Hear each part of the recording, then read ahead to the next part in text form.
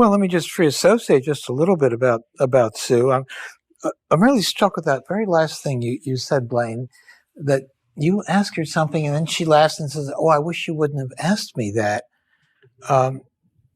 Just like to sort of meditate on that a little bit. What does that mean? I mean, ordinarily, if you ask a patient a question that evokes things, they're in one sense they're grateful for. You're doing your work. But she says, "I wish you wouldn't have asked me that." What do you make of that? What does it feel like to you when she says that? That she feels like she's being put on the spot a little bit, and she's having to look at feelings that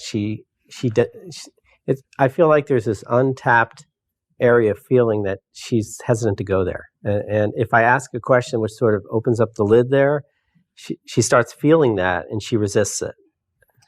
And if you were to say to her, if you were focused very much on the here and now interaction, you were to say to her, "Sue, I'm really struck when I ask you that question, and you say, I wish you wouldn't have asked that. I'm thinking what that means to you.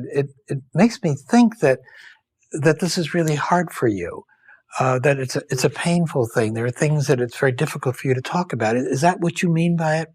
What would she say? She would say, "Yeah, I don't like looking at this. I thought I'd put these feelings to bed years ago, and it's hard for me to bring them up again because for years I suffered with really low self-image, and starting with my childhood and then through my marriage, and for me to take an honest look at some of this, it's hard. It brings up old feelings."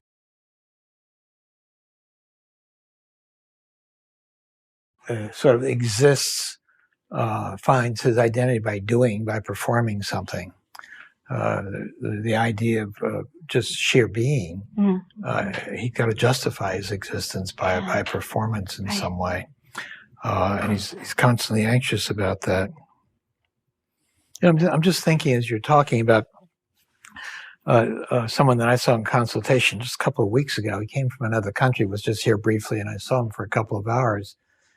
And I won't go into the whole story, but what was happening with him is that he had lost a very close friend. It'd been about 2 years before then. But since then, this was a man in his 50s. And since then, he has been very frightened of doing so many things that he could do with ease before, that everything felt dangerous to him, even swimming or skiing. And so there was a lot of sort of manifest death anxiety, which is not unusual when you lose someone. I mean, one of the aspects of grief that we don't often explore is the fact that part of grief is that it's a confrontation with your own death.